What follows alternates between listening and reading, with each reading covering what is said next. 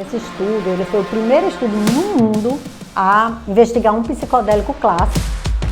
Existe uma série de perguntas que tem que ser feita antes de se tomar ayahuasca. É como se eu estivesse no Arquivo Confidencial, sabe, do Faustão, que vai um monte de gente falar bem de você, só que ao contrário. Era todo mundo que eu mais amo e eu mais considero falando mal de mim. Nos estudos clínicos, né, a gente sempre divide assim em 3 momentos. Né, o estudo. Então a gente tem a fase da preparação, depois a gente tem o momento da intervenção, né? Então o momento da experiência. Depois tem o que a gente chama de integração. Então é você pegar essa sua experiência que você teve e tentar fazer sentido de alguma forma. Deve ser acompanhada de perto por pessoas especializadas, que não necessariamente precisa ser o psicólogo. A gente fala de um psicólogo que a gente está num contexto clínico, mas pode ser um pajé. Você falou, eu tava aqui arrepiada. Porque afinal de contas a ayahuasca ela não é uma droga recreativa. Existe algum risco de vício em ayahuasca, quem faz cerimônias, quem bebe constantemente? O uso da ayahuasca no contexto religioso não é proibido, né?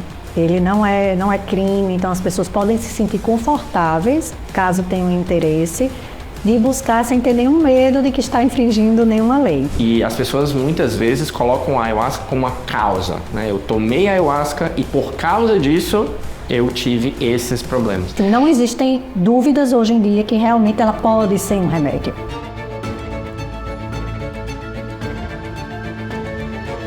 Eu estou muito, muito feliz e honrado de estar aqui com a Fernanda Palhano, com a Nicole Galvão, que são as maiores especialistas do Brasil, vou usar dizer do mundo, em terapia com psicodélicos. E estão fazendo um estudo brilhante aqui em Natal de como esses psicodélicos podem ser usados para fins medicinais, principalmente na parte de saúde mental. E hoje o nosso foco principal vai ser te explicar o máximo que a gente puder sobre a ayahuasca. O que é ayahuasca, quem pode tomar, como pode tomar, quem não pode tomar ayahuasca de jeito nenhum, quais são os benefícios, como funciona, os componentes, os riscos envolvidos nisso, os estudos que estão sendo feitos aqui em Natal e muito, muito mais. Obrigado demais, Fernanda, Nicole, por ter aceitado o nosso convite. E para começar, eu queria que vocês se apresentassem um pouquinho, principalmente essa parte da formação mesmo acadêmica e como que vocês foram evoluindo passo a passo para hoje estarem trabalhando com terapias, com psicodélicos na saúde mental. Então, eu sou professora Nicole Galvão, da UFRN, do Departamento de Fisiologia e Comportamento e vice-diretora do CAMP.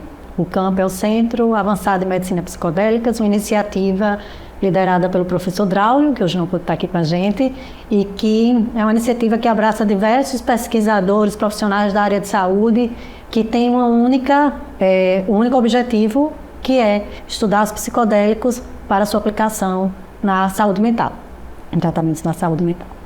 Bom, eu sou Fernanda Palhano, eu sou engenheira do Instituto do Cérebro e também faço parte do CAMP, sou diretora de inovação e venho trabalhando aí também com psicodélicos já há 15 anos, mais ou menos. E como foi essa transição, digamos assim, de vocês? Porque a formação de vocês não necessariamente está relacionada com isso. Como foi essa transição pessoal e profissional para trabalhar com ayahuasca, DMT e outros psicodélicos? Bom, eu sou formada em engenharia elétrica e quando terminei minha graduação, eu pensei em fazer um mestrado e escolhi a área de neurociências, especificamente a área de neuroimagem, para continuar meus estudos. E aí foi nessa época que eu conheci o professor Draulio Barros de Araújo, que Nicole já mencionou. E Draulio, ele tinha acabado de vir para Natal, né, para trabalhar como professor na UFRN. E ele já tinha uma linha de pesquisa com ayahuasca em Ribeirão Preto, onde ele era professor antes. Então, quando eu comecei a fazer o meu mestrado, foi Draulio que me apresentou a ayahuasca, né? Eu nunca tinha escutado falar sobre a ayahuasca antes. E me propôs trabalhar, então fazer um estudo de neuroimagem com dados que ele já havia coletado lá em Ribeirão Preto. Então, inicialmente, né, eu vim por essa área, meu interesse foi maior na técnica de ressonância magnética funcional, que é com que eu trabalhei no mestrado e também no doutorado, e ainda hoje a gente continua tendo alguns estudos com essa técnica, né? E depois, só posteriormente, é que a gente deu esse enfoque mais na área no assunto de depressão, né? E de saúde mental.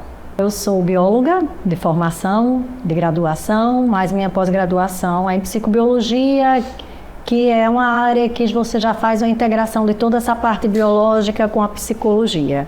Então, desde o meu doutorado eu já estudo depressão. E quando eu entrei então na UFRN, foi quando o Draulio também estava chegando aqui em Natal. E o Draulio chegou aqui em Natal com uma missão, né, de formar uma equipe para conduzir um estudo clínico com pacientes com depressão, com ayahuasca. Ele já tinha participado desse estudo clínico em Ribeirão, só que era um estudo clínico mais simples. Era um estudo clínico que ele não tinha um placebo como controle. E aí ele veio com essa missão de fazer esse estudo clínico aqui mais complexo e estava procurando, então, os colaboradores, quando eu fui convidada a participar da equipe, no sentido de auxiliar na questão da investigação biológica, porque eu sou coordenadora de um laboratório que faz medidas moleculares, exames bioquímicos. E dentro da psiquiatria existe um grande desafio, que é a gente tentar entender um pouquinho as alterações biológicas por trás dos sintomas, né, dos sintomas psíquicos. Então, foi assim que eu entrei nessa jornada, com o Fernando e o Draulio, já há bastante tempo. Em 2011 a gente começou as reuniões para esse projeto. Exatamente, em 2011. E foi assim, na verdade, foi outro colega meu, Bruno Lebon, que na época também estava com a gente, que disse, vamos lá, Nicole, se conhecer, é um projeto muito legal, com ayahuasca. Eu disse, com o quê? Com ayahuasca. Eu disse, o que é ayahuasca? É uma medicação nova? Então, assim, eu não tinha a menor noção do que era ayahuasca. E aí, enfim, fui me apropriar, saber o que é, e, enfim, cada vez mais que a gente via o resultado realmente dos pacientes, a gente teve a certeza de que eu entrei no momento certo, na hora certa, eu estava lá, aquele velho ditado, no momento certo, na hora certa. Genial. E exatamente isso que você falou, vocês duas comentaram agora de eu não sabia o que era ayahuasca, eu fui me apropriando, e eu acho que hoje está bem mais disseminado do que 2011, mas ainda existe uma curiosidade, não existe assim uma disseminação muito grande do que é ayahuasca. Para a gente colocar todo mundo na mesma página, quando a gente está falando de ayahuasca, seja num retiro espiritual, seja na religião, como por exemplo União Vegetal, ou até mesmo aqui nos estudos que vocês estavam fazendo, o que é ayahuasca? Como que a gente poderia descrever isso para as pessoas? Bom, a ayahuasca é um preparo, né, que teve origem, né, em povos da bacia amazônica e que ele é constituído principalmente de duas plantas, né? A Banisteriopsis psicape e a Psychotria viridis. Então, essas duas plantas, que popularmente são conhecidas como chacrona e jagube ou mariri, elas são fervidas juntas por horas ou até mesmo dias, aí vai depender muito da tradição que está preparando, né, essa bebida. E vão formar, né, vão dar origem a esse líquido, né, amarronzado, que algumas tradições chamam vegetal, outras chamam daime, chamam ayahuasca, chamam oasca, então tem muitos nomes, né, para o mesmo preparo. Do ponto de vista farmacológico, a ayahuasca ela tem uma triptamina, então tem uma molécula que ela é conhecida por ser um psicodélico clássico. Então, é uma molécula que vai ativar neurônios de serotonina, então do neurotransmissor chamado serotonina.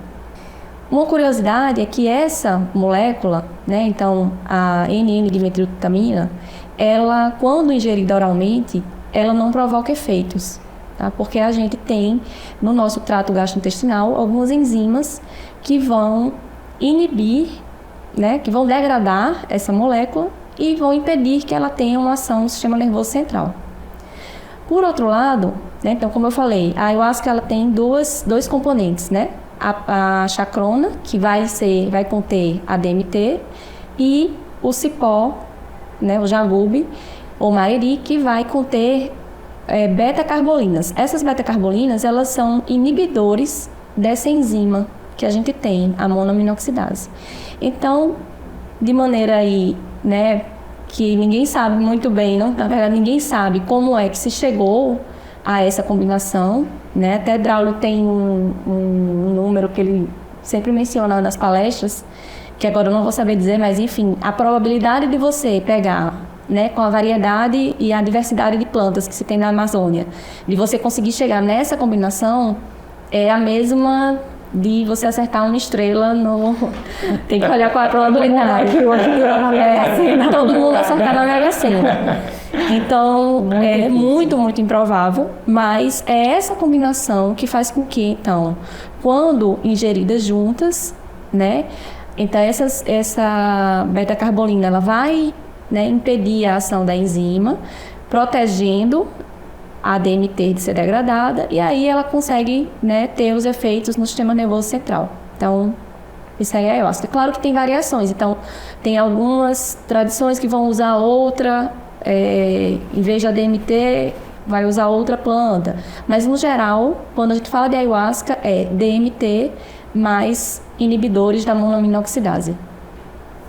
O mais interessante é que, como você diz, hoje em dia está muito mais popular, as pessoas sabem muito mais, falam muito mais dos psicodélicos, dos benefícios, tanto para a saúde, quanto, enfim, a questão de autoconhecimento, a questão da legalização da maconha em alguns países e esse avanço que vai ocorrendo aqui no Brasil para fins medicinais vem ajudado a reduzir esse tabu, mas muita gente não sabe, assim como a gente era há alguns anos atrás, muita gente hoje em dia não sabe. O que é mais interessante é que às vezes eu viajo, vou dar palestra fora do Brasil, e teve um caso quando eu fui dar uma palestra na Nova Zelândia, já faz muito tempo, aí eu disse, gente, eu vou falar que não vai ter ninguém, porque se no Brasil as pessoas não sabem o que é, imagine aqui na Nova Zelândia. Eu tive uma surpresa enorme, porque o auditório estava cheio, e a quantidade de gente que quando terminou a palestra veio conversar comigo e dizer que vinha para o Brasil e, enfim, também para os países próximos da Amazônia,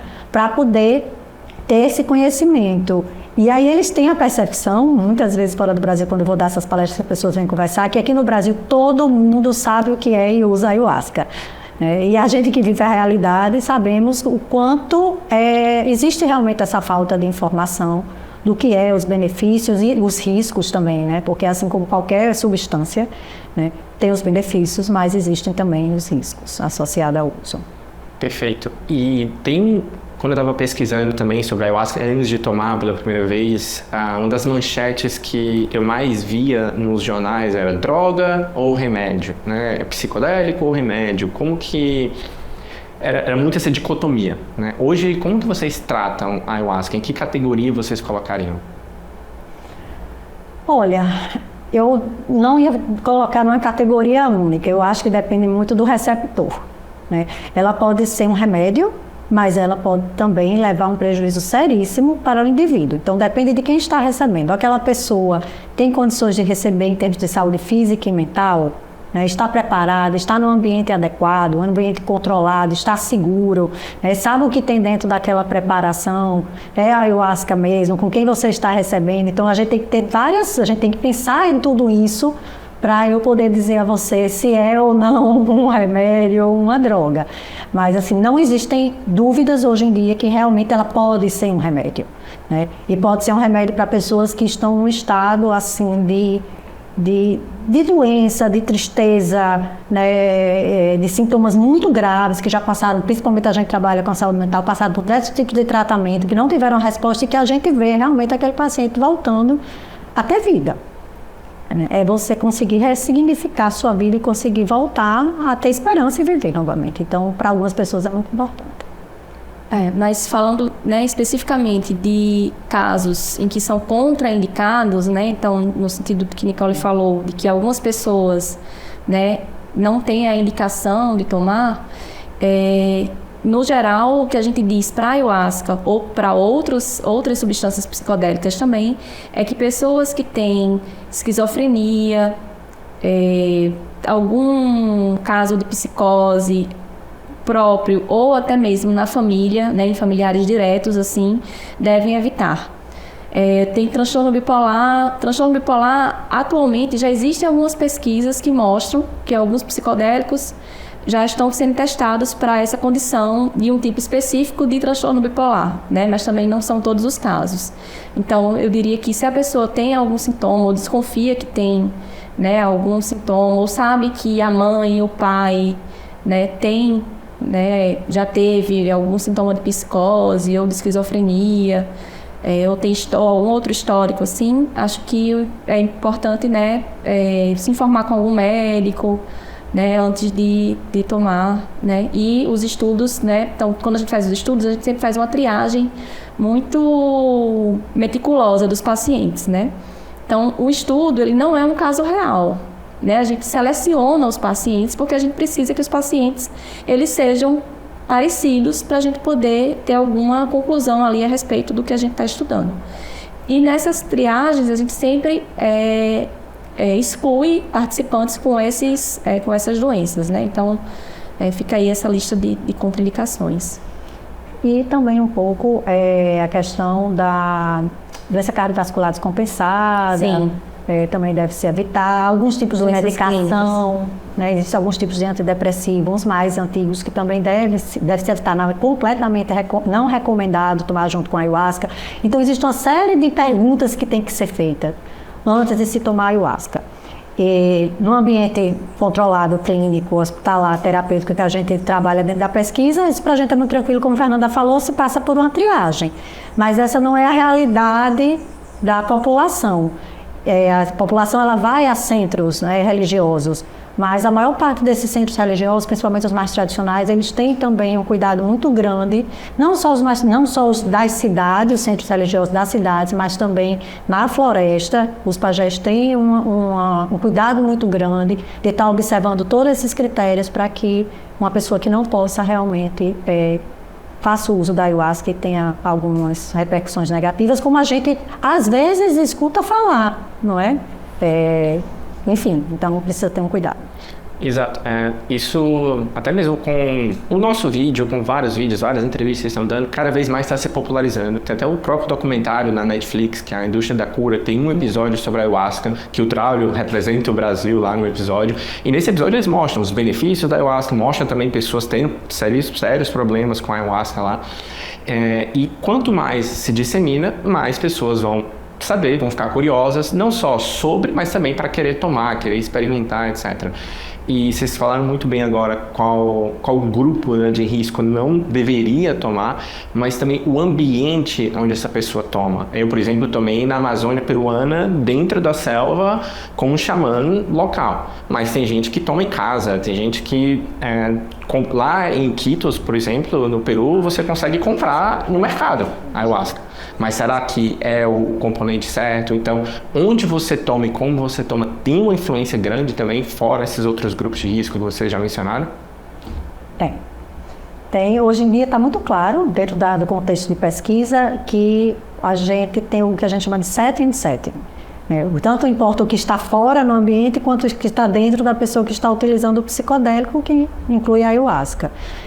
Então é muito importante que você esteja num ambiente confortável, controlado, evitar tomar sol, então estar sempre acompanhado de uma pessoa que tem experiência, que possa estar lhe ajudando, lhe socorrendo, lhe guiando.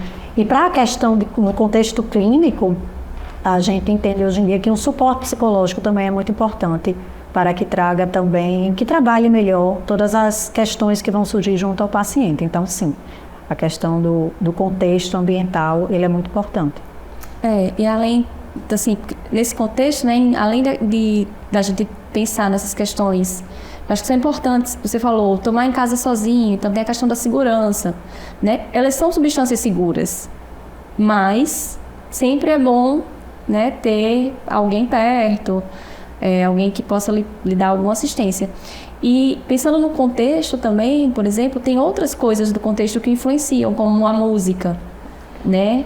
Então, por exemplo, quando você toma em um contexto ritualístico, a música é parte da experiência. A música muitas vezes guia a experiência. A música muitas vezes consegue lhe resgatar de momentos mais difíceis, né? Então, a música é muito importante. Tanto que o contexto clínico, né, trouxe isso para dentro dos estudos, né? Então, por exemplo, no nosso estudo com a ayahuasca, a gente tinha uma playlist que era tocada durante o estudo.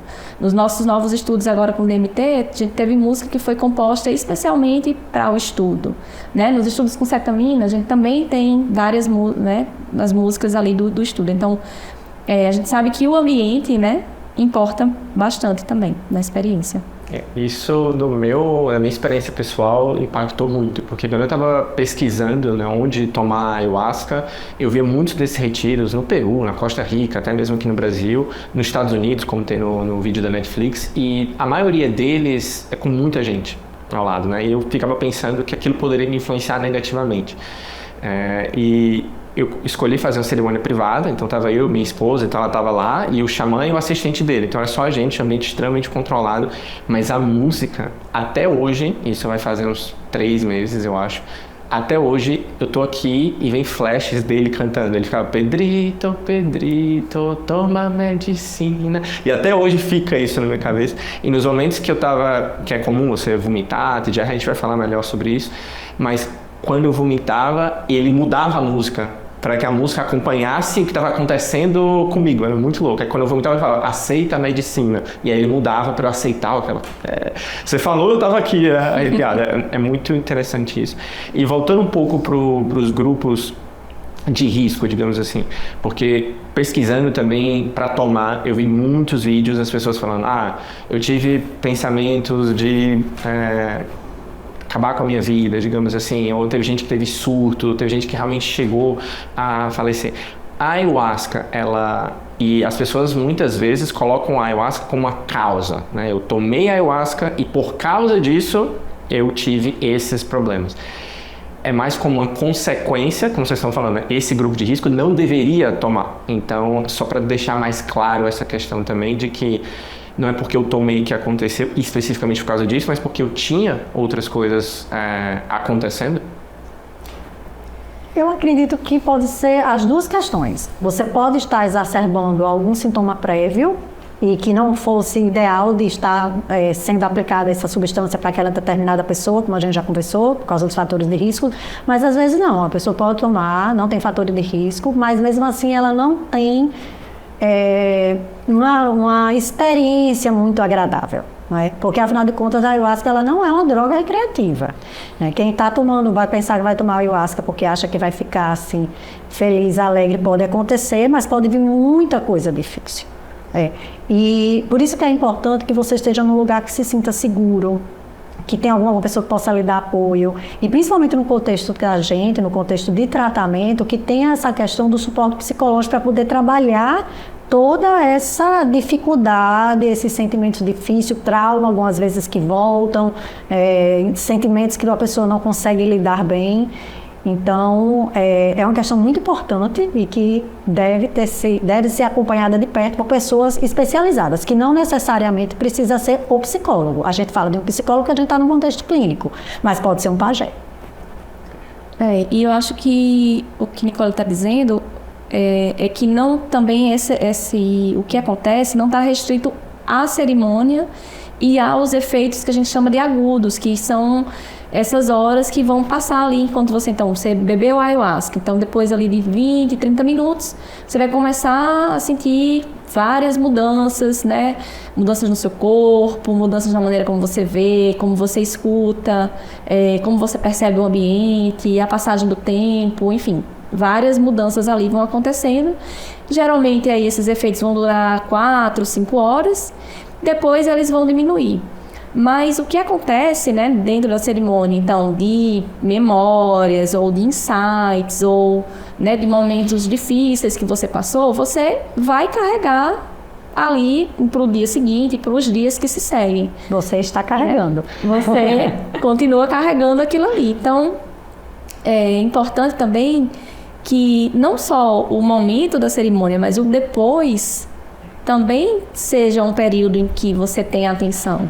Então, por isso que nos estudos clínicos, né, a gente sempre divide assim, em 3 momentos, né, o estudo. Então, a gente tem a fase da preparação, que é o que você está falando. Você quis tomar ayahuasca, você foi lá, viu se era em Iquitos, você pesquisou onde é que você ia, escolheu o grupo que você ia tomar, a forma da cerimônia, se era individual ou era coletiva. Então, você se preparou, você, né, fez ali. Com certeza, quando você chegou lá, você recebeu uma preparação ainda mais imediata, ali na hora, né, do xamã lhe contando como é que ia ser, o que é que você ia passar, por quanto tempo. Então, ali é a preparação.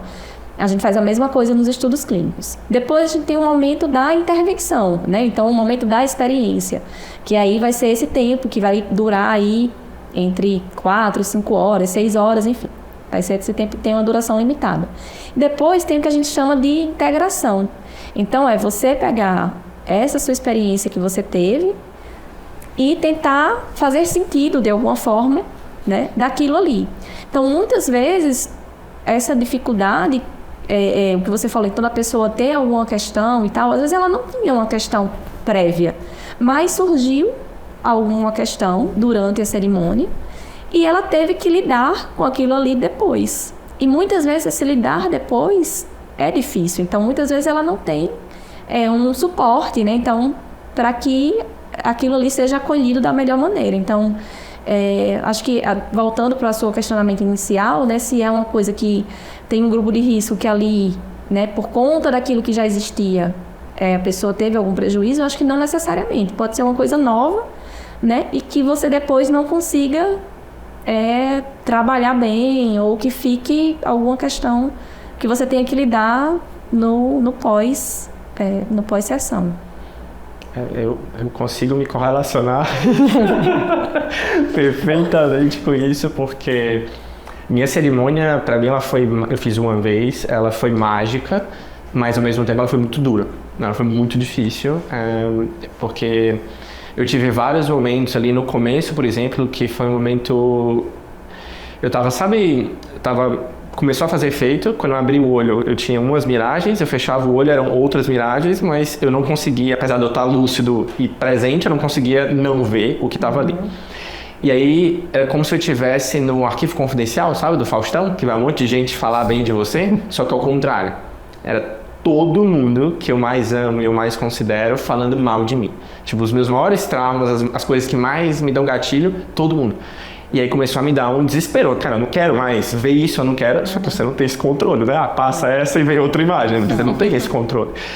E isso começou a me desesperar. E aí eu fui entrando nesse looping de tipo, cara, eu quero que acabe. E na minha mente isso durou, sei lá, uns 10 minutos, mas pode ser 30 segundos ou pode ser 50. Eu não tenho a noção precisa do tempo. Mas aí teve um momento que eu falei, cara, eu vim aqui pra isso, eu coloquei isso na minha lista de desejos, eu quero tratar isso. Pode vir que eu tô pronto. E aí eu tava na cadeira, e nessa hora que eu falei, e é por isso que é muito engraçado, eu tô pronto, eu comecei a vomitar. Como se eu estivesse colocando aquilo pra fora. Eu comecei a vomitar, e eu lembro que quando eu peguei o balde, que eu já subi chorando de alegria e rindo. E aí eu fiquei rindo assim. Só que esse flash desse momento, ele vem na minha cabeça até hoje, várias vezes. Eu já falei na terapia inúmeras vezes sobre isso. E esse acompanhamento, ele faz muita diferença, porque eu consigo interpretar isso da melhor maneira. E se eu não tivesse, talvez, né, preparado com esse acompanhamento posterior, esses flashes poderiam ser muito mais duros, né, porque eu não estaria preparado para lidar. Acho que é isso, né? É isso. Então, toda essa questão que você trouxe do aceitar, né, de não ter o medo de aceitar, de deixar a ayahuasca fazer o efeito, isso tudo é trabalhado na sessão de preparação, porque tem muito, no caso da gente, dos pacientes que chegam para fazer, agora a gente, como Fernanda disse, a gente está com outros, estudam mais com ayahuasca, mas que chega para fazer a terapia com psicodélico, que nunca nem beberam álcool. Então, assim, é uma coisa muito diferente do contexto de vida. E aí chega com muito medo, muita ansiedade, além da patologia por trás, né? Então isso tudo, essa questão de ter a confiança, de aceitar, de deixar a substância fazer o efeito, isso tudo é trabalhado. E é interessante porque os estudos também mostram que o maior potencial terapêutico dos psicodélicos, eles ocorrem até 15 dias após a administração. Vai variar dependendo da classe do psicodélico, todos começam muito rápido, os efeitos terapêuticos, mas eles duram mais ou menos até 15 dias. Então, quando a gente diz assim, você ainda está, né, digerindo, ainda está trabalhando esse efeito, e é verdade. Eles perduram vários meses. Você com 3 meses agora, provavelmente ainda está aí sobre esse benefícios biológicos e psicológicos. Já dando um spoiler aqui do nosso trabalho mais novo, que é com DMT, que a gente acompanhou então pacientes que tinham depressão e que foram, né, passaram por um tratamento com uma única sessão de DMT. A gente acompanhou eles até 3 meses. E até 3 meses, né, alguns deles realmente ainda tinham uma diminuição significativa nos sintomas de depressão.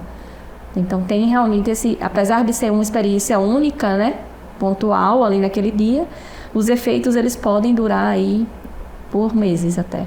E uma vez que você vê os benefícios da ayahuasca, por exemplo, no meu caso, que foi uma cerimônia muito boa, eu consigo ver claramente os benefícios. e eu quero fazer de novo, existe algum risco de vício em ayahuasca, quem faz cerimônias, quem bebe constantemente? Olha, a ayahuasca, em particular, a questão de dependência por uso de ayahuasca é quase que nula. Por que a gente diz que é completamente nula? Porque lá em algum local existe uma molécula que atua ainda numa via, que é, para explicar agora, muita coisa mais dopaminérgica, mas assim, é muito baixa. Se a gente for fazer um gráfico das substâncias que mais viciam, por exemplo, ela pode estar abaixo de café, chocolate, muita coisa desse tipo. Certo? Então, assim, mas isso não posso dizer que é completamente nula. E, então, o risco é muito baixo. E outra coisa, Pedro, como eu estava dizendo a você, não é uma droga recreativa. Então, assim, as experiências com ayahuasca, elas tendem a ser muito desafiadoras. E não é comum que as pessoas tenham o desejo de repetir num período de tempo muito próximo. Isso também é algo que diferencia muito dos outros psicodélicos e ainda também a questão física, né? Da questão da diarreia, do vômito, isso também dificulta se levar a uma dependência. Então, dentre os psicodélicos, né, que já são as classes, os clássicos, porque a gente tem vários tipos de psicodélicos, clássico e não clássico. Os psicodélicos clássicos, a ayahuasca é uma das substâncias que a gente pode dizer que realmente tem o menor vício de dependência. E só para acrescentar, essa relação da dependência química, ela está muito associada a um conceito chamado tolerância. Então, a tolerância ela acontece quando, para você ter um determinado efeito, você tem que tomar uma dose maior, né? Então, cocaína, por exemplo. Cocaína, ela é uma substância que tem uma tolerância alta. Então, cada vez que a pessoa usa para chegar naquele mesmo lugar, ela vai ter que chegar mais. Isso não acontece com os psicodélicos, então, ou com a ayahuasca especificamente. Então, até os relatos que a gente tem relatos anedóticos de pessoas que frequentam, por exemplo, o Santo Daime ou o União Vegetal, é que com o passar do tempo, elas tomam quantidades até menores, né? Então, isso é uma outra característica, né, que vai auxiliar, né, nessa questão de que não seja uma substância que causa adição, que causa vício. Perfeito. E não tem uma quantidade máxima, né? Como você falou, vai depender muito do grau da tolerância, mas assim, sei lá, vamos supor, meu corpo aguenta uma garrafa de vodka por dia. Um exemplo bem extravagante. Mas se eu quiser beber um copo de ayahuasca, vai ter todos esses problemas, mas não tem, assim, meu organismo, ele tolera ou não? Tem alguns estudos, eu acho, que mostram que essa dose tem um cálculo que se faz, que é a dose letal em modelos animais, né? Então tem ratos, e essa dose é muito alta se comparado com a dose que se toma comumente, né? E se você precisar também na ayahuasca, tem outros fatores que vão talvez impedir que você está querendo chegar a esse aí. Eu posso ter uma overdose de ayahuasca, né? Seria mais ou menos isso. E aí é muito difícil, porque se você pensar também que a ayahuasca é uma substância que provoca muitas vezes vômito, então naturalmente ela já tem, né, um mecanismo aí que vai dificultar você conseguir ingerir aí uma quantidade muito alta, né? Mas é sempre importante lembrar que qualquer coisa, numa dose muito elevada, pode causar a morte, né? Então, mesmo água, se você tomar água em excesso, vai causar um desbalanço, né, no sódio, potássio, vai causar um desbalanço nos eletrólitos que pode causar a morte. Então, de novo, né, a quantidade é sempre uma questão que você tem que ter atenção, né? Mas a dose letal da ayahuasca, o volume para ser realmente ingerido, ele é muito alto. Então, se você consegue tomar 20 litros de água de uma vez só, e é água, imagina a ayahuasca que tem um sabor horrível que causa vômito, diarreia. Então, enfim, é quase que assim, impossível se causar uma overdose por ingestão excessiva de ayahuasca.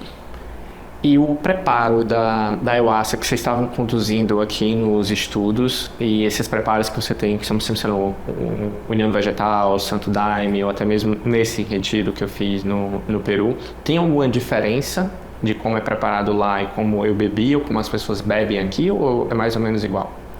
É mais ou menos igual, né? No sentido de que são essas duas plantas, né, fervidas em água por muito tempo. Mas tem, ao mesmo tempo que é parecido, pode ter muitas diferenças, porque a gente sabe que tem variações do tipo do cipó, né? Tem variação da época do ano em que tem a planta, então as concentrações, né, de DMT ou das metacarbolinas, né, no cipó, elas vão variar. Né? Então, e tem preparos que, por exemplo, usam uma proporção maior de cipó do que de folhas da chacrona. Então, acaba que, digamos assim, que de longe, assim, todas vão ser isso daí. Então, farmacologicamente, como eu disse, elas são, né, vai ter a DMT com os inibidores de mal. Mas, se a gente for ver a concentração de cada um desses, pode variar. Né? No caso daqui do nosso estudo, a gente usou uma mesma amostra que foi preparada por um amigo nosso, lá de Ji-Paraná, que tem uma igreja da Barquinha. Então, ele que fez todo o preparo e a gente usou ao longo do estudo essa mesma amostra.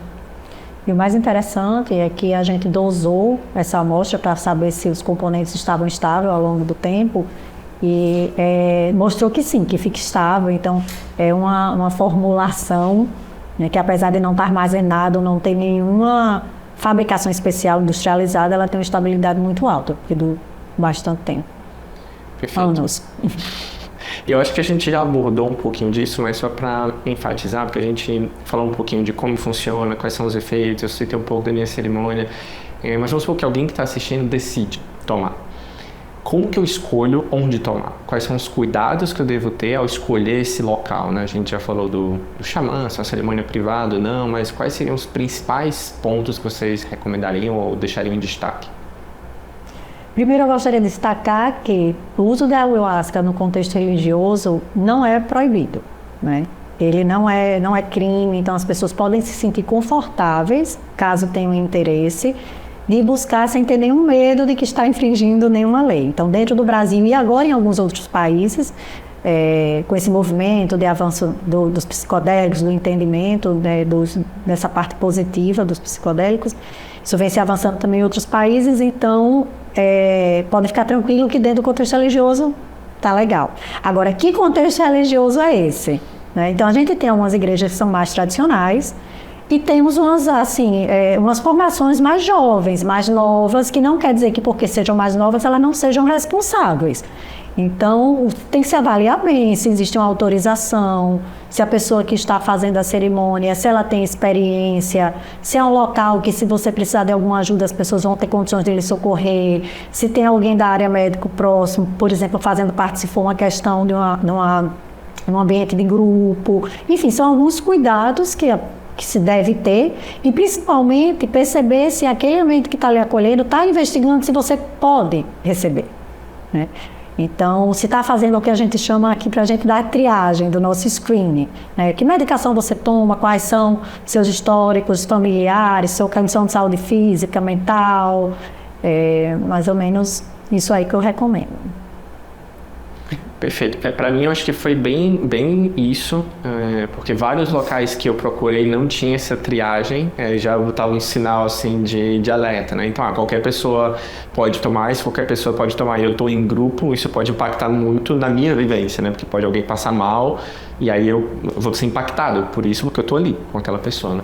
Então, acho que isso, sem dúvida, e para mim, especificamente fazer de forma privada, eu acho que esse foi uma das melhores coisas, pelo menos na primeira vez, que você não conhece tanto ainda, você não sabe quais são as reações, e tá com minha esposa e o grupo de apoio ali, o xamã fazendo especificamente para mim, eu acho que isso impactou muito. E preparo físico, é importante? Dieta, consumo de bebida ou relação, tem algum preparo que você precisa fazer antes?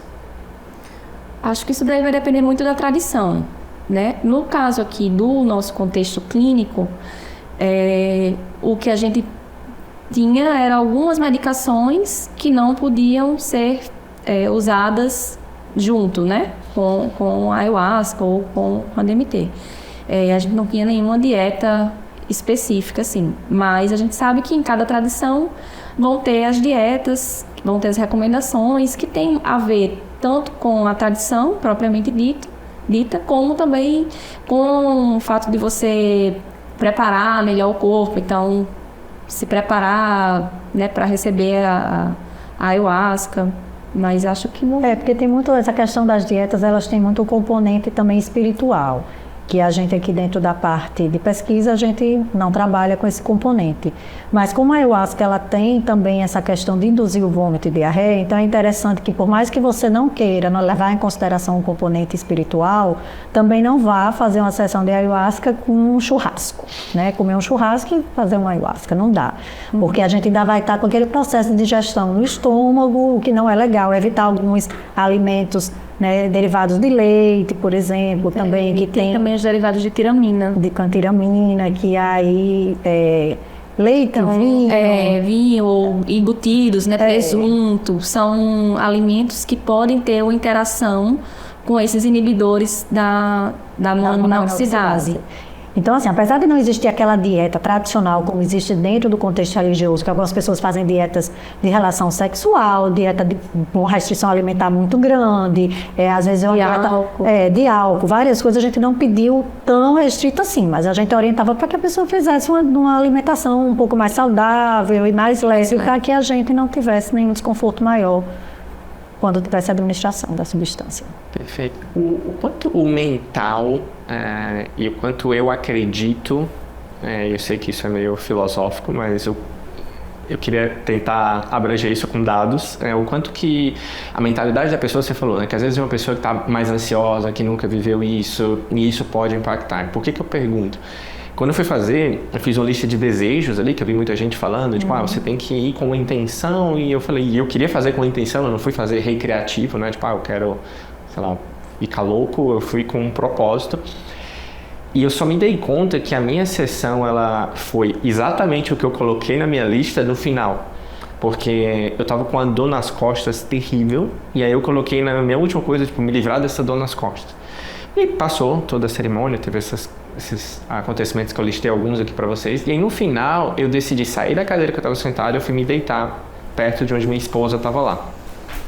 E eu tô aqui deitado e aí do nada, isso na minha mente, né, eu começo a me contorcer. Como se fosse tipo um exorcismo, sabe? Eu tô me contorcendo inteiro, meu braço, minha perna. E aí eu começo a levitar e me contorcer enquanto eu levito, aí baixo. Depois eu me contorço de novo, subo. E na hora que termina a cerimônia, que o xamã canta e faz com o leque que ele tava, eu caio no chão e termina tudo. E aí depois eu fui refletir e falei, caramba, ele tava tipo operando a minha coluna, ele tava tratando. E aí depois eu fui ver, tipo, caramba, o negócio do Faustão ali é porque eu tinha colocado que eu queria me livrar desses traumas específicos, desses gatilhos.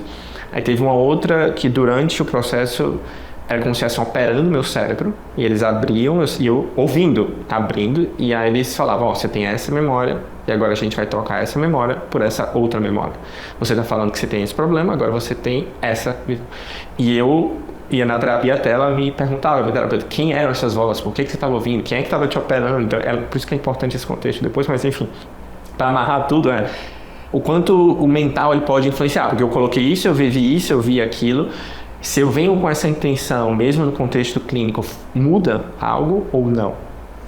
Bom, primeiro acho que muita coisa, mas assim, acho que primeiro acho que a gente tem que ter cuidado, porque nessa sua fala a gente tem duas coisas. Tem a questão do que você esperava e do que aconteceu. Então acho que o primeiro ponto para a gente tocar é a expectativa. Então você tinha uma expectativa quando você fez aquela sua lista de intenção e de desejos, e que coisa boa, você teve a sua lista de desejos, né, contemplada, atendida, você saiu da experiência dizendo, nossa, fiz tudo isso que eu queria, eu passei aqui nessa experiência. Muitas vezes isso não acontece, né? Então isso daí já acho que já é a primeira coisa, as experiências elas são muito únicas, muito individuais e muito variadas. Inesperadas. Então assim, uma mesma pessoa, ela pode tomar, né, ayahuasca um dia e ter uma experiência como a sua, daqui a um mês, se ela for tomar de novo, ter uma experiência completamente diferente, mesmo ela tomando no mesmo contexto, com as mesmas pessoas, sendo ela mesma. Então, assim, tem uma característica dessas substâncias do inesperado, de você estar ali, né, diante de uma coisa que você não consegue controlar, né? Você consegue ter uma redução de danos e você se preparar para aquilo ali, mas você não consegue exatamente controlar. Então, uma primeira questão, e que é uma questão que também é muito importante nos ensaios clínicos, é essa questão da expectativa. Então, como você tem a sua expectativa, quando a gente faz um ensaio, que a gente seleciona os pacientes, aqueles pacientes, eles vêm com a expectativa de melhorar, né? Então, já tem essa expectativa. No caso dos pacientes da gente, muito mais a expectativa é melhorar do que propriamente a experiência, né? Como são pessoas que não têm um conhecimento prévio da ayahuasca, do que é a ayahuasca, né? Então não tem esse contexto, elas estão na expectativa de melhorar. E aí a expectativa está muito ligada a outra coisa, que é o efeito placebo, né? E a sugestionabilidade, que é o quanto você se influencia ali por uma experiência, ou por uma ideia, por uma sugestão. Então, com as substâncias psicodélicas, tudo isso está muito conectado. Então, a expectativa que você começa é muito importante, porque é claro que ela tem um componente, né, que está ligado ao efeito placebo, de que se você está esperando que você vai melhorar, você passa por uma experiência, você realmente pode melhorar, né, pela sua expectativa. E a maneira como você conduz, a maneira como você sugere também pode influenciar. Então, mais recentemente agora aqui no grupo, a gente tem um estudo com DMT avaliando especificamente aspectos da sugestionabilidade, para a gente tentar entender e que isso pode ser uma coisa boa, né? Então, você usar essa sugestionabilidade a favor, né? Porque muitas vezes quando a gente está falando de efeito placebo, a gente pensa negativamente no efeito placebo, né? Por quê? Porque você geralmente está comparando a substância que você quer testar com o placebo, você quer que a substância seja melhor.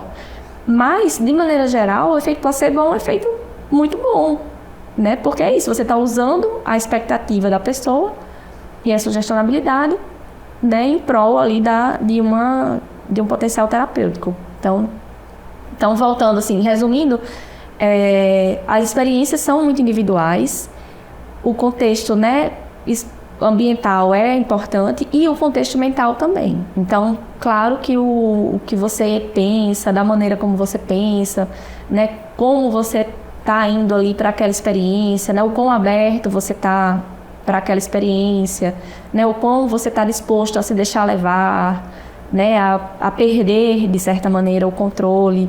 Tudo isso vai impactar no que você vai passar na hora, mas também no depois.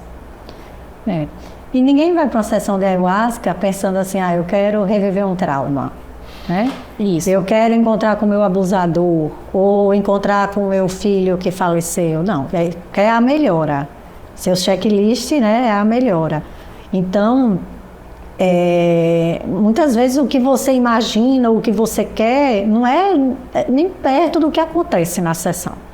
E muitas vezes a sessão não é boa mesmo, não é boa no sentido de dizer que não é agradável. Não é agradável em termos psicológicos, né? Porque vem situações difíceis, vem sentimentos difíceis, vem muito choro, e aí pode vir também a questão física, muita diarreia, muito vômito. Então é uma sessão muito difícil, mas que tem uma resposta clínica. Então, outra coisa que eu queria assim, mostrar aqui é que nem sempre o se sentir bem durante a sessão e após a sessão significa dizer que aquilo ali não foi terapêutico. Ao contrário, a gente tem inúmeros casos de que a sessão é difícil, o dia posterior é difícil, mas aí depois, principalmente com essa ajuda que a gente fala do suporte, no caso da gente psicológico, né? Como integrar isso tudo leva a uma melhora clínica. E acrescentando ainda mais, não necessariamente o que acontece na sessão você consegue fazer sentido, né? Algumas vezes não faz, assim, né? Então, trazendo de novo para sua experiência, você teve uma experiência, assim, de livro, né? Assim,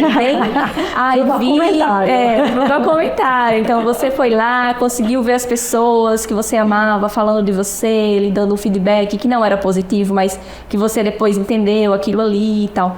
E muitas vezes a experiência da pessoa é completamente abstrata, né? Assim, tem muito da experiência que é abstrato, né? E que fica num campo de que você não consegue exatamente contar o que aconteceu, o que viu, né?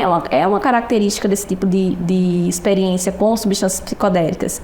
Você não conseguir traduzir em palavras o que você passou, né? Então, muitas vezes é mais difícil de você fazer esse sentido, né? Então, tem que... Cada caso é um caso.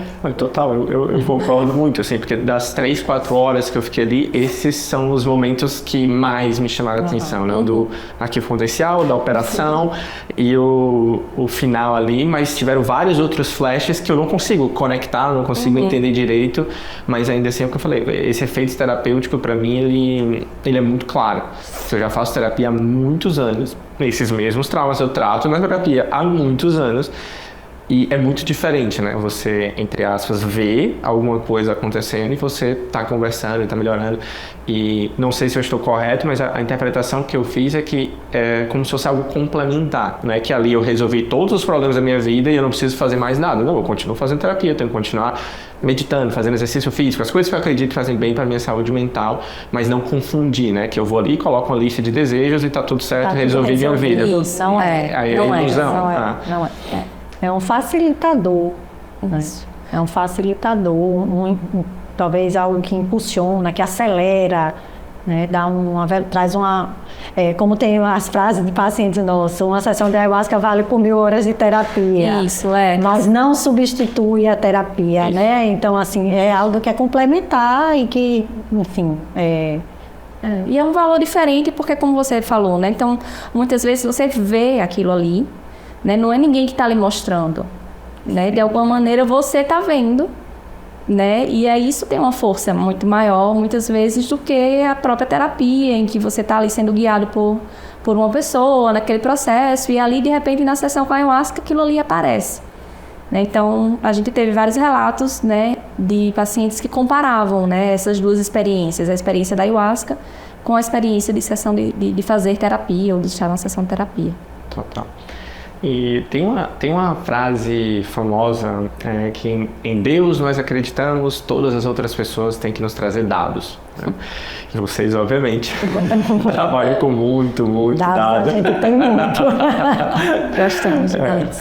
Gostam bastante. E eu queria entender de vocês, com esses dados que vocês estão coletando, com os estudos, como que tem sido a recepção, digamos assim, das pessoas, e aí quando eu falo das pessoas, não só dos pacientes, mas até mesmo família, amigos, meios de comunicação, sociedade. Como você fala, eu trabalho com terapia com psicodélico focado na saúde mental. O que é que as pessoas reagem? Que legal, ou caramba, o que é isso? Como que tem sido essa recepção do trabalho de vocês como um todo? Olha, eu acho que a cada ano vem sendo mais calorosa. Acho que as pessoas a cada ano estão entendendo mais realmente os benefícios, os riscos, entendendo que também não é mágica, certo? Mas que existe ali sim um potencial, tá? De ser realmente algo que traz um avanço para dentro da psiquiatria, para a saúde mental. Então, cada vez mais a gente sente que somos bem recebidos, de maneira geral, assim, tanto por paciente, procura por paciente, por mídia, pela sociedade, por alunos interessados, né, por profissionais interessados em fazer curso, entender e saber se já pode praticar, como o que está legalizado, o que não está, porque realmente é algo que tem um resultado, né? Tem um resultado e que, sendo aplicado de forma correta, tem um baixo risco. Então, eu acho que ao longo desses 15 anos, a gente tem sentido que esse preconceito vem realmente diminuindo cada vez mais. A gente vê até pelo próprio movimento, às vezes, de sociedades, então, de psiquiatria ou de neurofarmacologia. Psicologia, que incluem, por exemplo, mesas e painéis, né, sobre psicodélicos dentro das conferências, dos congressos, né? Então, a gente vê que esses espaços estão dando espaço, né, para que as pesquisas sejam apresentadas, que os resultados sejam apresentados, né? Então, acho que tem aumentado muito, assim, a receptividade, e eu acho que a curiosidade, né, de entender mais também tem sido cada vez maior. Eu diria que, né, mesmo em áreas que são mais restritas, às vezes da psiquiatria mesmo, eu acho que está tendo uma abertura maior. Está tendo uma abertura maior. O ano passado eu fui para um congresso, a gente fez uma palestra no congresso em Denver, nos Estados Unidos, que tinham 12 mil pessoas inscritas no congresso. Então, assim, é realmente algo que... Primeiro porque existe uma demanda, né? Existe uma demanda dentro da saúde mental que se precisa dar enfim, uma solução, pelo menos que seja parcial, para uma série de pacientes que tem o que a gente chama que é a doença resistente ao tratamento, que não responde às medicações convencionais. Então, é principalmente para esse perfil de paciente que os psicodélicos vêm se mostrando realmente ser uma solução que vai ajudar, né? Ele não vai solucionar, não é mágica, mas que pode trazer um conforto aí para parte dessas pessoas. E quando a gente fala de tendo maior aceitação, é sensacional, mas das barreiras que existiam antes ou dos preconceitos, quais eram essas principais barreiras ou algumas coisas que vocês ainda encontram nesse desenvolvimento que vocês estão fazendo? Bom, eu acho que a principal delas é que são substâncias ilícitas, proscritas, né? A gente tem um caso muito particular, especial, que a gente está falando aqui, que é a ayahuasca. Mas se a gente pegar a molécula psicoativa da ayahuasca, que é a DMT, ela é uma substância controlada, ela é uma substância proibida, né? Está na lista das substâncias proscritas, como a gente chama. Então, eu diria que uma das maiores dificuldades, né, que a gente enfrenta na pesquisa, né, é de fazer pesquisa com uma substância que é controlada. Então, a dificuldade de acesso, né, então você precisa de muitas licenças, de muitas permissões, né, da Anvisa ou nos Estados Unidos, por exemplo, do FDA americano. Então, a maneira de você conseguir importar essas substâncias para você fazer pesquisa, tudo isso é um empecilho ou uma barreira que está diretamente ligada à questão do proibicionismo. Como essas substâncias são proibidas, você tem toda essa dificuldade. Então, tem dificuldade de se aprovar a pesquisa em comitê de ética, de se iniciar a pesquisa dentro do hospital. Então, assim, não é comum você estar trabalhando com uma substância que é proibida e a gente está dentro do hospital. Então, assim, existem muitas barreiras. Lógico, vêm sendo reduzidas à medida que os estudos, os dados, né, vêm mostrando os benefícios, mas é muito difícil, principalmente também outra questão que é importante pontuar, principalmente aqui no Brasil, é a falta de financiamento para as pesquisas. E aí, quando a gente já pensa que já é difícil ter dinheiro público e você tem uma substância que é proibida para conseguir um financiamento privado, ainda mais complicado ainda. Então, existem ainda, apesar do jogo vir melhorando ao longo desses anos, a gente ainda tem muita barreira para vencer aí, para que a gente faça com que esse tipo de tratamento seja uma realidade para as pessoas que precisam. Perfeito. E voltando um pouquinho para a questão dos dados e falando mais especificamente dos estudos que vocês estão fazendo aqui, como eram esses estudos com a ayahuasca e se vocês podem compartilhar, né, os dados, algum resultado, como que vocês estavam vivendo isso, e agora que vocês falaram bastante do estudo que vocês estão fazendo com o DMT ou outros psicodélicos, vocês puderem explicar também um pouco melhor como funcionam esses estudos e os dados que eles têm coletado com os pacientes, como tem sido toda essa jornada. Bom, esse estudo que a gente fez aqui com a ayahuasca, foi um estudo que a gente comparou um grupo de pacientes que tinha depressão resistente a tratamento, então são pacientes que já tinham tomado pelo menos 2 medicações convencionais e que não respondiam adequadamente. Então a gente pegou esses pacientes, a gente dividiu em 2 grupos. Um grupo ia receber uma sessão de ayahuasca, o outro grupo uma sessão de placebo. Né? O placebo é o quê? Então, já falei um pouquinho aqui, mas o placebo é uma substância que vai imitar a que você está testando. Então, no caso, era uma substância que imitava a ayahuasca, mas que não tinha nenhuma propriedade psicoativa, não promovia nenhuma alteração na mente. Mas, como a gente queria que parecesse com a ayahuasca, ela dava um certo desconforto gastrointestinal, um pouco de enjoo, de náusea. Tá? Então, você tem que fazer uma substância que imite o máximo a que você está testando. Então, esses pacientes, eles passaram por uma série de avaliações antes do tratamento. Então, a principal delas era para saber qual era a severidade da depressão que elas tinham no início do tratamento. Então, todos eles tinham depressão de moderada a grave, né? A depressão, não existe um exame específico para você saber se uma pessoa tem depressão ou não. O que acontece é uma entrevista com um psiquiatra, né, uma psiquiatra experiente, em que ela vai aplicar um questionário e a partir daquelas perguntas vai ter uma pontuação e a gente vai dizer, essa pessoa tem depressão mais grave, essa menos grave. Então, a gente fazia essa avaliação no início do tratamento, no início do protocolo. Fazia também imagens por ressonância magnética funcional, polissonografia, que é um exame que faz durante o sono. coletava o sangue e saliva, e aí no dia seguinte a pessoa ia tomar ayahuasca ou placebo. Tomava, né, e depois de um dia, 2 dias, a gente ia de novo medir, né, várias dessas, medir as mesmas medidas que a gente fez no início. Então, de novo, os questionários para saber como estava a severidade da depressão, sangue, imagem por ressonância magnética. Tá? Então, a gente fez isso com um grupo de 29 pacientes, 14 beberam ayahuasca, 15 beberam placebo. E aí, ao final do estudo, a gente avaliou como os sintomas, primeiramente a gente avaliou como os sintomas de depressão eles mudavam ao longo do tempo. Então, como eu falei, eles no início, né, essas pessoas, elas tinham aí uma depressão de moderada a grave. O que a gente observou é que um dia depois, né, os sintomas de depressão, eles tiveram uma redução muito significativa, tá? Mas isso aconteceu nos 2 grupos. Então, tanto o grupo de pacientes que bebeu placebo como o grupo que bebeu ayahuasca reduziu significativamente, né, o sintoma de depressão. Isso aconteceu no primeiro dia e 2 dias depois, quando a gente avaliou novamente. Depois a gente avaliou com 1 semana. E aí foi curioso que a gente observou, então, que com 1 semana, os pacientes que tinham bebido placebo voltaram basicamente ao mesmo nível de depressão que eles tinham no início. Já os que tinham bebido ayahuasca, não, né? Esses permaneciam bem, permaneciam, né, com os sintomas reduzidos. Então, desse estudo, né, com esse resultado que eu estou contando, já tem 2 coisas que são muito importantes, né, que foram muito importantes e muito promissoras, né?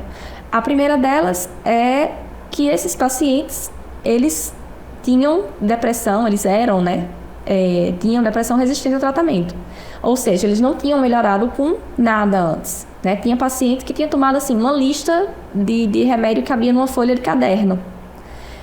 Tinha 2 pacientes, por exemplo, que tinham feito sessões de ECT, de eletroconvulsoterapia, que é o tratamento ouro para esse tipo de transtorno. E esses pacientes melhoraram. Então, isso aí é muito relevante. O segundo ponto que é muito relevante é quando esses efeitos começaram a ser percebidos. E aí a gente vê que a gente com 1 dia já percebeu, né, com 2 dias e com 7 dias.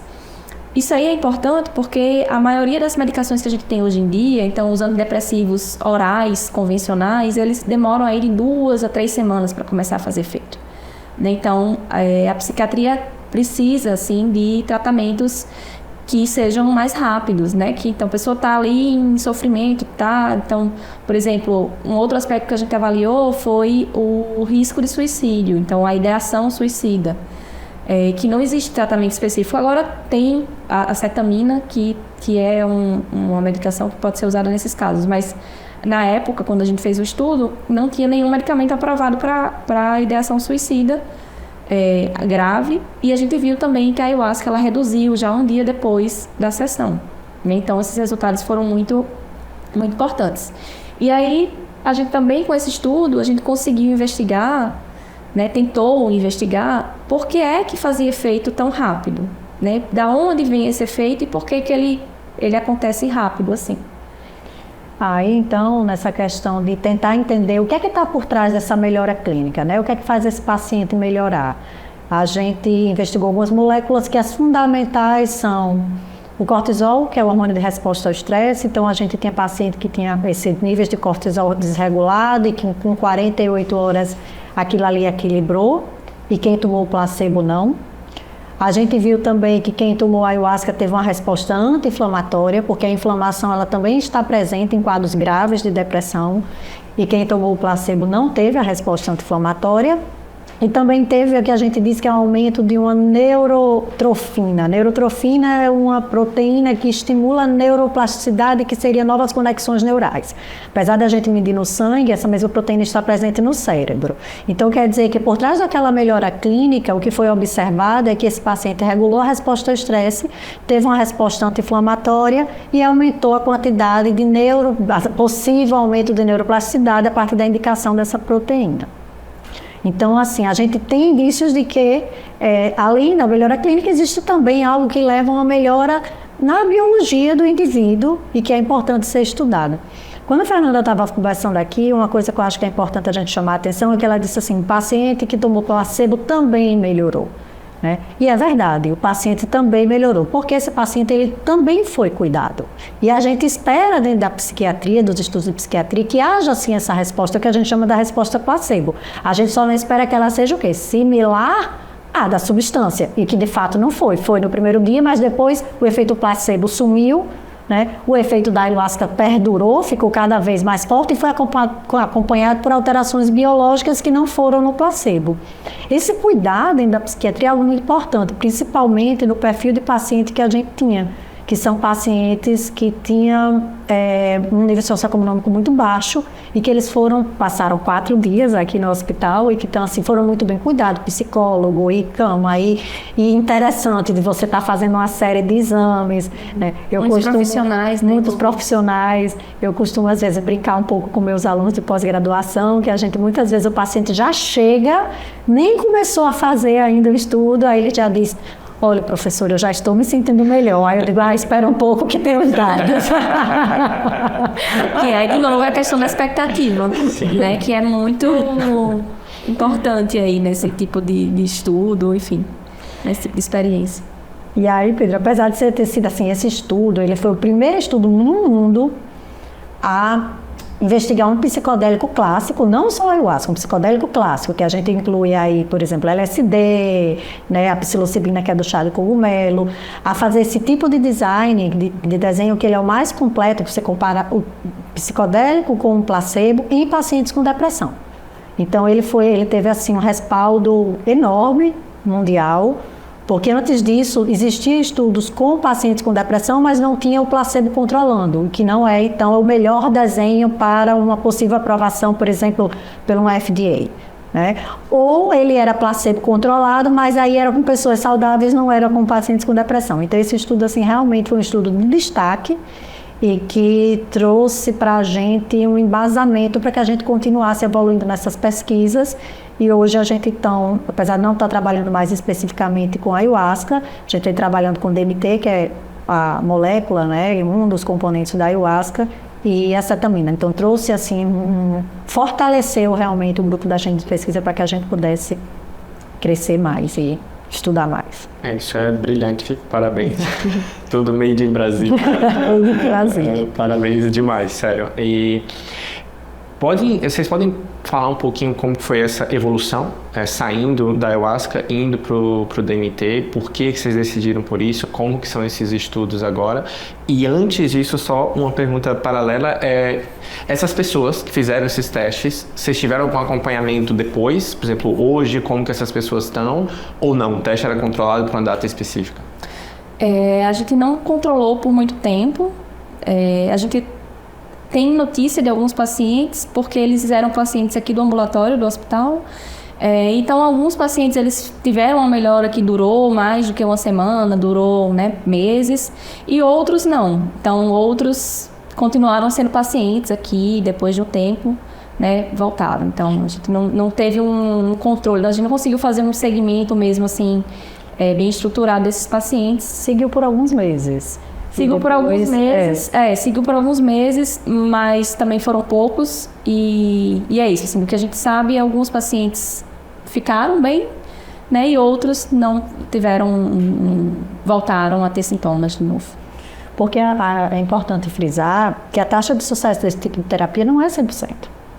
Né? Como nenhuma terapia em nenhuma área da medicina é 100%. Você toma um remédio para dor de cabeça, você não vai ter garantia de que vai passar. Às vezes passa, às vezes você precisa tomar outro ou tomar um banho, pelo menos, né, para relaxar ali aquela tensão. Então não é 100%. E aquelas pessoas que respondem, aquela resposta ou aquela remissão, ela também pode ser temporária. E aí você precisa ter uma manutenção daquele estado. Muitas vezes o que acontece é que o paciente melhora, mas ele não consegue ter um ambiente seja social, seja familiar, que permita que aquela melhora seja sustentada, né? Porque existem muitos estressores que voltam a atuar ali e, enfim, existe, né, a questão da recaída, mas a gente não consegue acompanhar por muito tempo, não. Alguns estudos a gente até tem um planejamento de acompanhar mas a aderência do paciente nessa fase que a gente chama de follow-up, que seria esse acompanhamento contínuo, ela vai meio que deixando de ser interessante para o paciente também. Então, é comum em todos os estudos nessa área, não só nessa área mais dentro da medicina, essa questão do follow-up, a gente tem uma redução do número de pacientes muito grande, o que às vezes não permite que a gente faça uma análise mais robusta dos dados. Muitas vezes, quando a gente ligava, então a gente tinha, né, a gente tentou fazer isso até 6 meses, então uma vez por mês até 6 meses. Esse retorno, né, para ele voltar para uma consulta aqui. Mas aí muitas vezes a gente entrava em contato, a pessoa estava bem.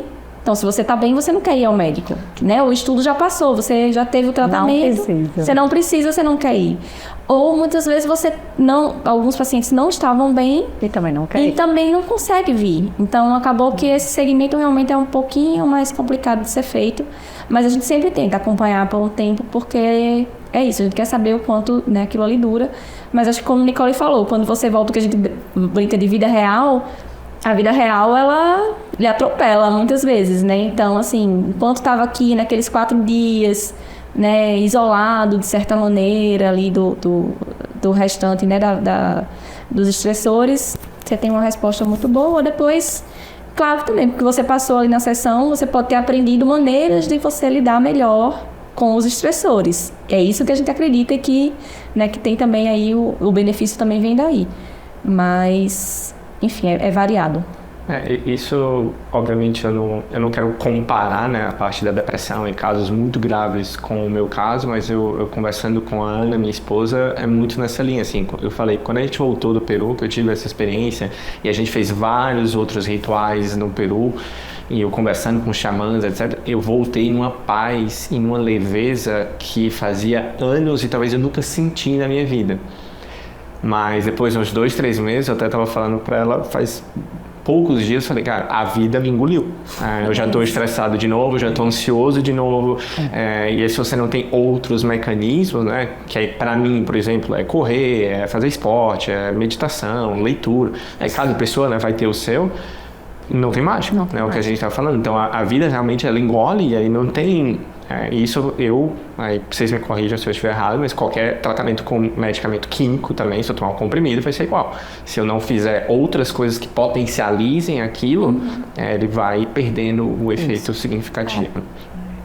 E voltando para o DMT, como que estão esses estudos? Então, como é que a gente migrou, né? Então, agora a gente tem, né, só para botar assim na linha do tempo, esses estudos com ayahuasca, esse estudo que a gente falou agora, a gente fez ele que entre 2014 e 2016, a gente teve pacientes que vinham para cá, para essa sala aqui que a gente está, e que passavam pelo tratamento.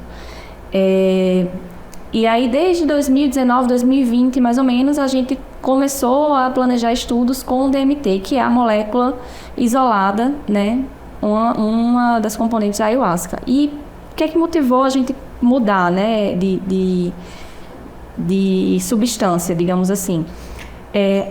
Como a gente falou aqui, a ayahuasca, ela é um preparo, né, que vem de 2 plantas, né, e que por isso é, de certa maneira, muito difícil você ter a padronização daquilo ali, né? Então, porque tem muitos fatores envolvidos, então, de cada planta, de quanto você coloca de cada uma, de como é que vai ser a concentração de cada uma das substâncias e como é a combinação, né?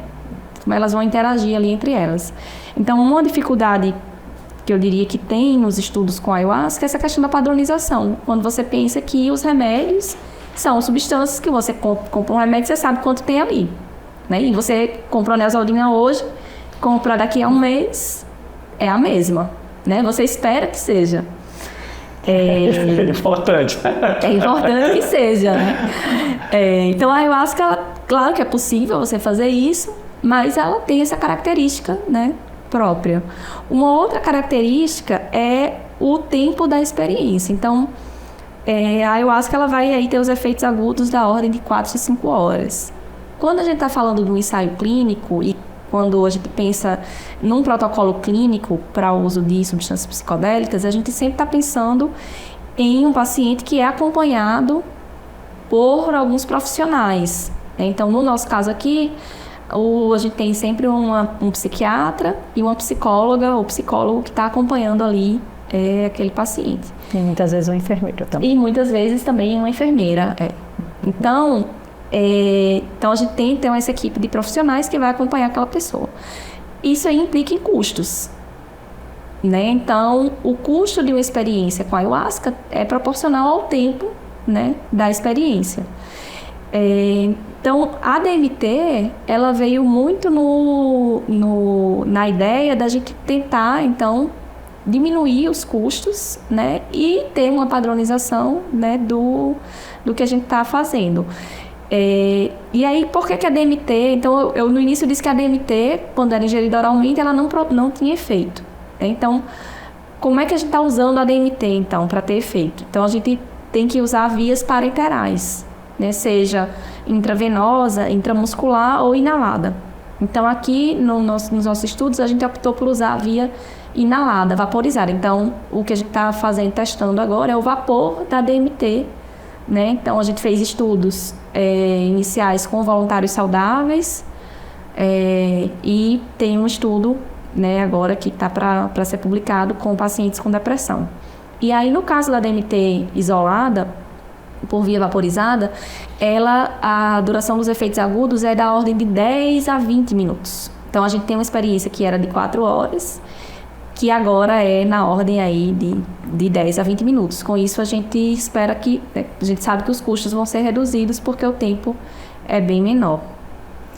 Como a Fernanda falou, o estudo maior, que envolve todos os pacientes, ele está para ser publicado, mas teve uma prévia... Vamos dar um spoiler Não, agora. Já tem uma prévia, que foi no resultado preliminar, tem uma parte desses pacientes, que era uma amostra mais homogênea, que já foi publicado, que mostra o potencial terapêutico do DMT.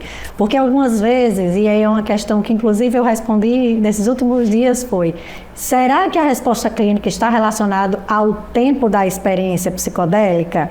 E aí eu acho que isso é algo que a gente ainda está para descobrir, com certeza. Não, talvez nem a gente não consiga nem determinar isso agora, mas foi muito interessante porque isso é uma dúvida que a gente tinha também, né? E aí, para nossa surpresa e boa, o que a gente viu é que, na verdade, com relação a essa amostra menor de paciente que a gente analisou, eles tiveram até uma resposta maior de quem é com ayahuasca. Então, apesar do tempo dos efeitos psicodélicos ser menor, a gente teve uma resposta clínica muito boa. Tanto para a questão de redução de depressão, dos sintomas depressivos, quanto de suicídio, né, do índice de suicídio.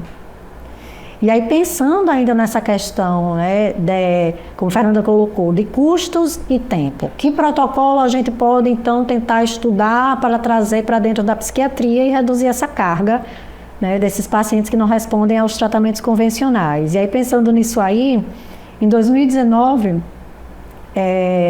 o FDA e logo em seguida a Anvisa autorizou o uso da esketamina. A esketamina é um anestésico, que foi aprovado para utilizar para depressão, né, para pacientes com o mesmo perfil, resistente ao tratamento.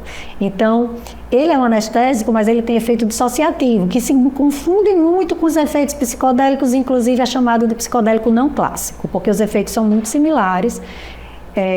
Só que essa medicação que foi aprovada e que hoje em dia, então, assim, no Brasil é possível. Então, o psiquiatra hoje em dia pode prescrever para risco de suicídio, para depressão resistente a tratamento, esse psicodélico não clássico, que é a esketamina, que foi patenteado pela Johnson & Johnson e que é um spray nasal. Apesar de ser um spray nasal, ele tem todos esses riscos que a gente já conversou, que envolve substâncias psicodélicas, e a administração deve ser feita em ambiente clínico hospitalar.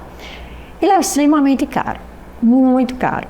Então, pensando nisso também, da gente procurar uma terapia que fosse mais rápida do que a ayahuasca, para poder realmente fazer com que ela seja algo real, que a gente possa implementar na prática clínica, a gente estudou, além do DMT, a gente veio estudando a esketamina, mas por outra via de administração, a fim de reduzir os custos associados à patente que existe da esketamina spray nasal. Perfeito. Eu já vi várias vezes no Instagram de vocês, no Instagram do próprio Camp, falando que seria um sonho trazer esses tratamentos com psicodélico para o SUS, né? Fazer com que isso fosse acessível para mais pessoas.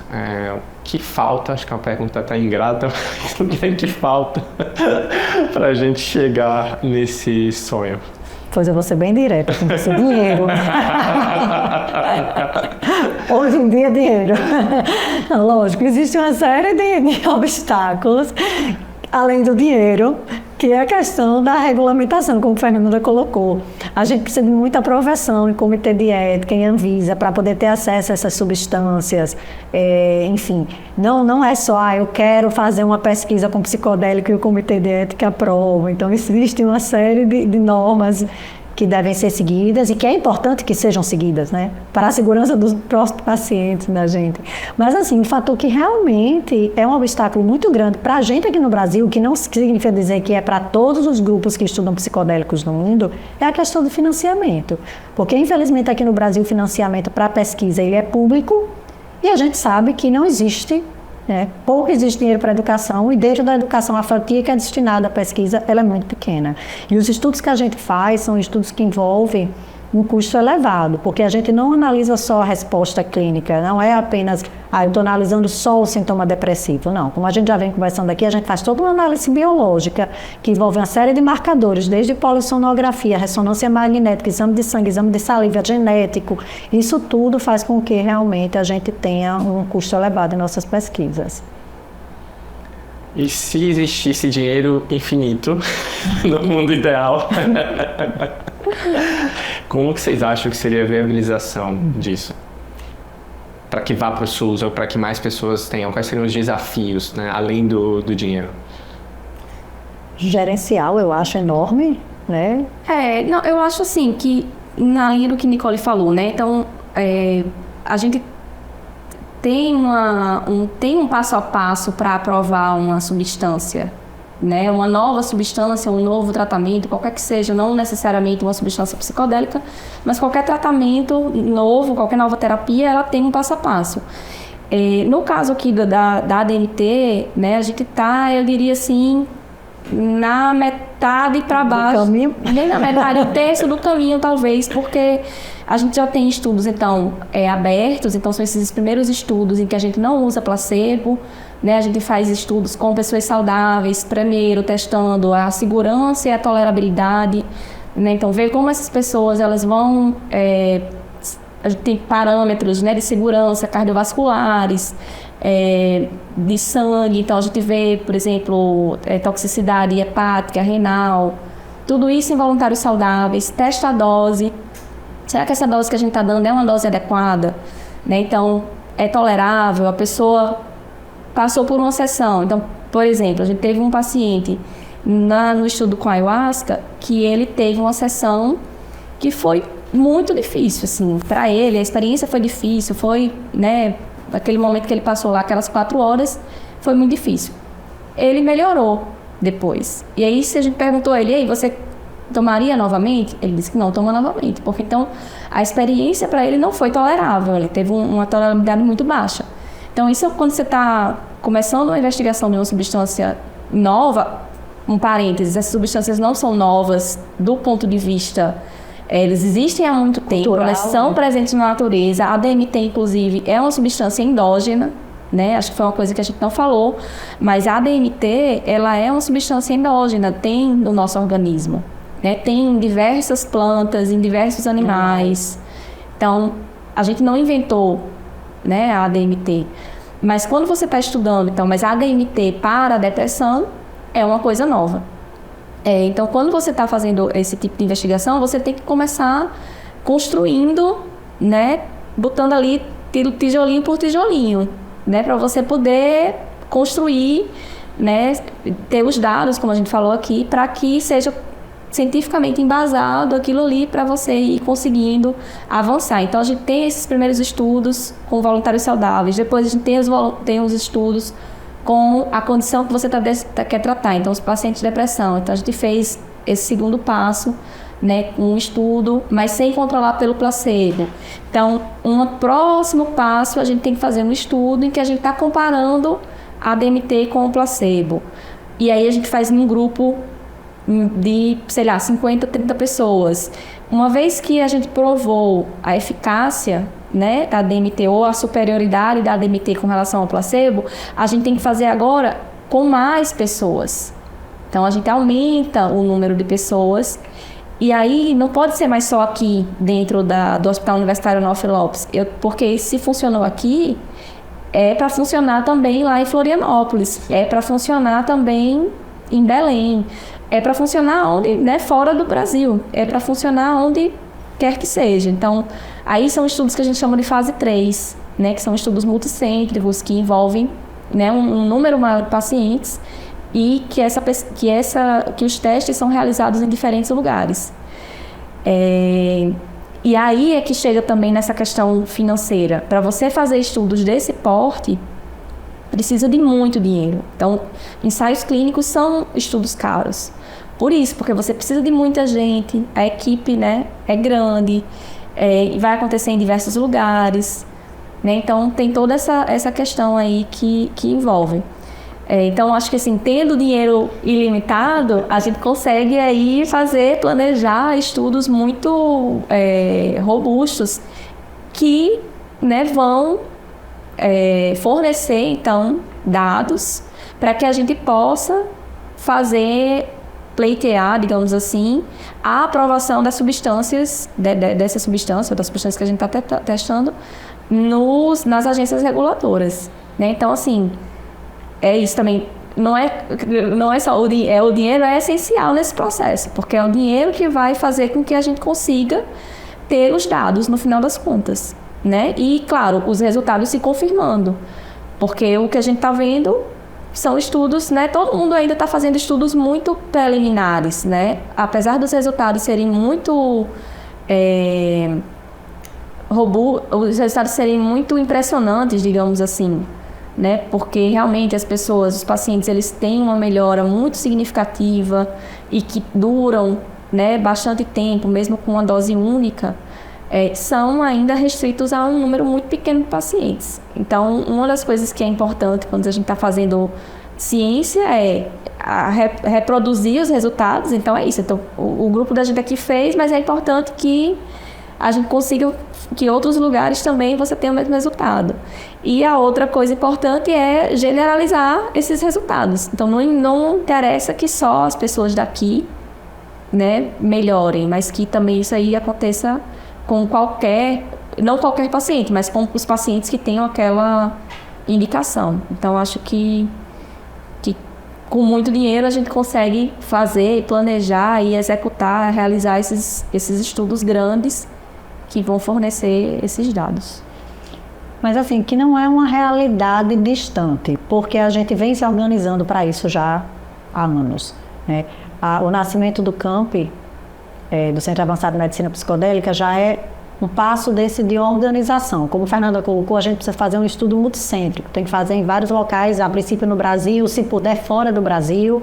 E aí, o CAMP é uma forma de já começar essa organização, né? Quais são os colaboradores que estão envolvidos? Natal, ele surge como esse centro, enfim, é onde nasce o centro, mas a gente tem vários colaboradores já para estar todo mundo junto com esse objetivo. Então, um dos objetivos do CAMP é essa questão de realmente levar o DMT, a acetamina, para o SUS, para a gente tentar reduzir essa carga, né? Então, mas para levar para o SUS a gente precisa aprovar.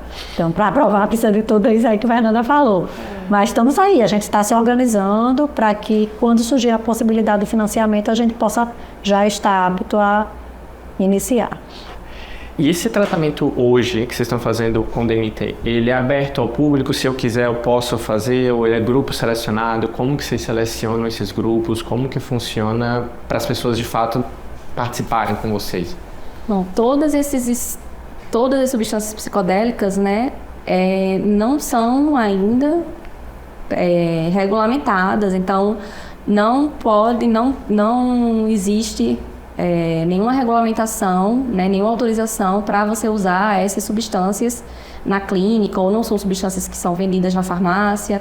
Tudo isso que a gente está falando aqui, que a gente comentou, é em contexto de pesquisa, né? Então, só nas pesquisas, então são pacientes realmente selecionados, né? Não é qualquer pessoa que pode fazer. O que a gente faz é que a gente tem, então, o nosso grupo tem se dedicado principalmente, né, eu diria, majoritariamente o que a gente trabalha é depressão resistente ao tratamento, né? Então, tem pacientes com depressão resistente ao tratamento e a gente abre inscrição quando a gente vai ter algum estudo, né? No momento a gente está tendo um estudo com cetamina, né? Que a gente está buscando por voluntários E a gente anuncia nas redes sociais, No site, na rede social. quando a gente procura voluntários, né? Mas não são tratamentos legalizados ou tratamentos que o médico já pode prescrever. Isso o psicodélico clássico, porque o psicodélico não clássico, o caso da cetamina, a gente tem um estudo, como a Fernanda falou, e, por exemplo, o Hospital Onofre Lopes aqui de Natal, que é onde a gente se encontra, onde a gente faz parte da nossa pesquisa, ele já oferece no serviço ambulatorial dele o tratamento com cetamina subcutânea, ou seja, a mesma forma, o mesmo veículo, a forma de administração que a gente faz na pesquisa, o hospital já oferece de forma off-label pelo SUS para depressão unipolar e bipolar. Então é algo que aos poucos vem ganhando um espaço. Tem outras unidades também de hospitais públicos no Brasil que a gente sabe que oferece, acho que vincular em Salvador, na Unifesp, São Paulo na Unifesp, são poucos centros no Brasil, mas já existe essa possibilidade. E a questão da cetamina spray nasal, que realmente já é regulamentada, e aí o psiquiatra ele pode realmente fazer a prescrição para o seu paciente, dependendo da condição do paciente. E eu vou voltar a algumas casas lá, quando vocês falaram que vocês foram... Eu vi vocês fazendo palestra na Espanha, vi vocês em evento na Holanda, você falou agora dos Estados Unidos, Nova Zelândia, e como as pessoas lá acreditavam, né, que aqui todo mundo conhece, era porque tá no nosso quintal, a zona já tá aqui, todo mundo conhece, todo mundo toma, e não é nem de longe a realidade. E a gente também conversou aqui que, cara, esse estudo que vocês fizeram completo é o primeiro no mundo, então é motivo de muito orgulho para vocês, para Natal, para o Brasil. E agora a gente está falando de dificuldade, às vezes, de incentivo, né, financeiro. Existe uma disparidade nesses estudos fora, existe mais incentivo fora do que aqui, e o que falta muitas vezes com esses avanços para que exista mais tipos de incentivo para que a gente consiga desenvolver ainda mais? Existe uma valorização até desse trabalho de vocês mais fora do que dentro, ou aqui dentro cada vez mais se desenvolvendo também? Eu acho que em termos de reconhecimento, não vou dizer que a gente não tem um reconhecimento nacional, temos, da mesma forma que temos internacional. Eu acho que o que dificulta fazer pesquisa aqui no Brasil é uma questão realmente de tradição de financiamento, né? Que fora do Brasil a gente tem financiamento tanto pelas agências reguladoras e financiamento público, mas também temos muito financiamento privado. Isso facilita que o dinheiro, né, gire e que haja realmente, enfim, uma oportunidade maior, que não faz parte da tradição do brasileiro. Então, assim, e a gente como brasileiro conseguir um financiamento externo, aí é muito mais difícil, porque até para a gente aplicar para um financiamento desse fora do país, que a gente faz, porque a gente é brasileiro mesmo, a gente vai atrás, mas assim, as regras são diferentes, as leis são diferentes, então tem coisas que a gente não consegue atender porque é um contexto socioeconômico-cultural diferente do que eles estão programados, do que o edital foi aberto. Então, assim, é muito difícil a gente conseguir trazer dinheiro do exterior para ser feita a pesquisa aqui. O que acontece na maioria das vezes é que termina que os pesquisadores brasileiros, e aí em várias áreas, o que a gente mais vê é que terminam saindo do Brasil, porque é onde tem a oportunidade realmente de fazer a pesquisa.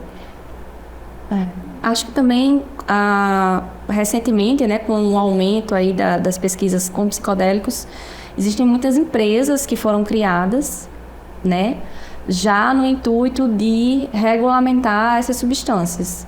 Né? E a grande maioria dessas empresas, elas estão no exterior, então é onde realmente o dinheiro está concentrado e é onde as pesquisas maiores, né? Então esse tipo de estudo que eu falei, ensaios fase 3, por exemplo, existem estudos fase 3 já acontecendo com a psilocibina, que está presente nos cogumelos mágicos, e tudo isso nos Estados Unidos e na Europa, principalmente. Mas tem uma coisa que eles não têm o sangue brasileiro. Isso, eles não nosso. Têm. Às vezes a gente vai fazer palestra fora e o pessoal faz, mas como assim o paciente passou com você 4 dias no hospital? Como? Eu fui adorando. Pedindo mais, né? Então a gente tem outras coisas, a gente não tem dinheiro, mas a gente tem uma força de vontade, a gente tem uma felicidade na equipe da gente, a gente tem uma equipe maravilhosa, grande, unida, de pessoas que acreditam. Enfim, a gente gasta muito bem o dinheiro, né? Então, como a gente sabe que o recurso ele é limitado, então a gente Sabe a gente tem uma gastar. sabedoria em como gastar esse dinheiro. Querendo ou não, a gente consegue também fazer coisas mais baratas do que às vezes em outros países, assim. Então, por exemplo, o custo de você fazer uma ressonância magnética aqui que a gente conseguiu fazer nesse estudo da ayahuasca era muito menor do que você vai fazer uma ressonância nos Estados Unidos, por exemplo, o tempo da hora da máquina. Então, né, isso Temos apoio fatores que institucional, né? A instituição sempre vem apoiando desde o início a gente, então, em termos de a ceder universidade. espaço, de equipamento, pessoal. Então, assim, temos o outro Brasil por trás que faz com que a gente, apesar de ter menos dinheiro, a gente consiga realmente competir em termos de qualidade dos estudos da gente com os maiores grupos no mundo. Isso aí eu não tenho dúvidas, a gente compete de igual. Eu pergunto isso porque, para mim, assim, a gente tem mentes muito brilhantes aqui no Brasil, e é por isso que eu pergunto do incentivo, como que funciona, porque eu acho que com o incentivo correto a gente conseguiria ser potência em qualquer área que a gente quisesse, assim, porque eu acredito que em todas as áreas a gente tem muita gente boa no Brasil, a gente só tem uma tendência a se desvalorizar, mas quando você conhece gente de fora, é de igual para igual, facilmente. E vocês estão lançando, inclusive, uma pós-graduação, né, reconhecida pelo MEC, nessa área de psicodélicos e tratamento. Como que vocês se sentem estando nessa vanguarda e qual é o intuito e propósito dessa pós?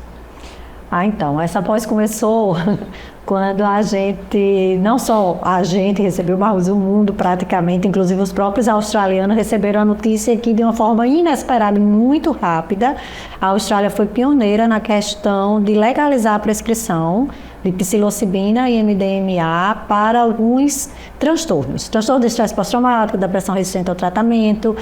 E aí, ai que bom, porque foi o primeiro país realmente a trazer esse avanço para dentro da psiquiatria, reduzir a carga de saúde mental, mas não temos profissionais.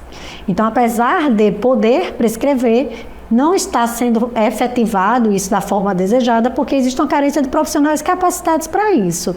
E aí foi essa inquietação dentro do grupo da gente, que temos uma tradição que, diferente do que não tem na Austrália, o Brasil tem uma tradição de estudos com psicodélicos. A gente sentiu, na verdade, a necessidade, a demanda real de que a gente precisa preparar. A gente precisa se preparar para isso.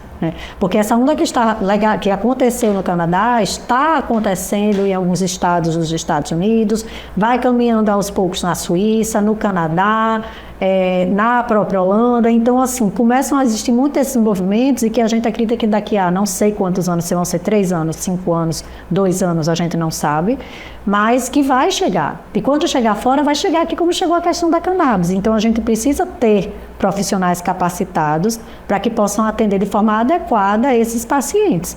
Então, no sentido de antecipar um pouco o que está por vir, até porque é uma formação completa, complexa, que a gente tem uma carga horária teórica e prática. Então, para a gente ter a capacidade de formar de forma prática realmente todas as pessoas que a gente deseja, a gente precisa começar um pouco antes.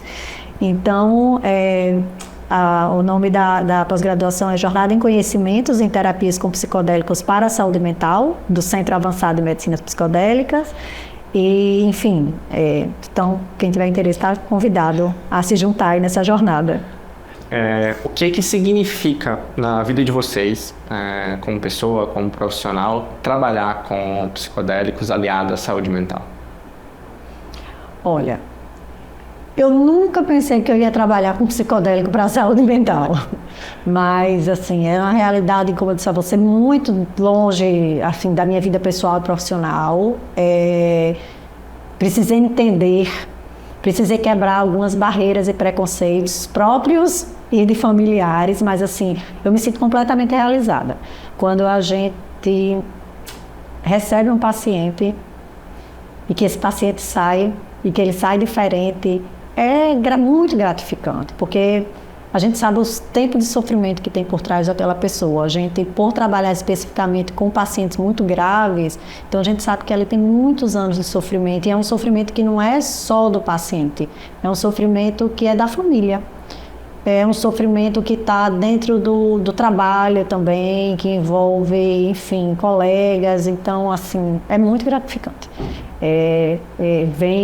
E a gente poder, então, agora, assim, também tá passando por essa parte de formação, A gente cada vez mais recebe alunos interessados em fazer pós-graduação com a gente e assim a alegria, a energia dos profissionais que chegam realmente e que se deparam com essa realidade que a gente já vem, né, vivenciando aí já há alguns anos, é bem gratificante. Bom, acho que para mim também é uma coisa que eu nunca imaginei, então, assim, não foi uma carreira que eu imaginei seguir, né? Principalmente sendo engenheira. Então, assim, realmente a neurociências entrou na minha vida e com ela entrou a ayahuasca. E eu sinto muito também essa questão de ser uma coisa que você percebe que faz a diferença. Então, eu acho que tem um componente de você saber que você está ali, mesmo que seja para uma pessoa, você fez a diferença. Né? Não você, mas aquele seu trabalho ali está fazendo ali a diferença.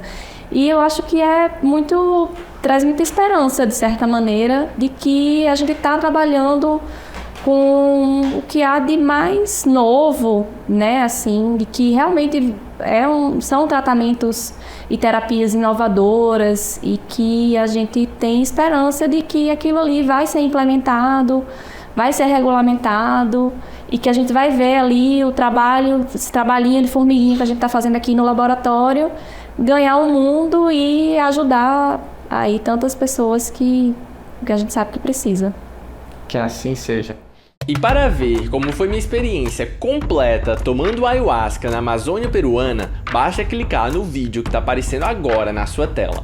Foi um prazer enorme ter essa conversa com você sobre ayahuasca e psicodélicos e como eles podem ser aplicados à saúde mental. Te esperamos na nossa próxima viagem fora do comum.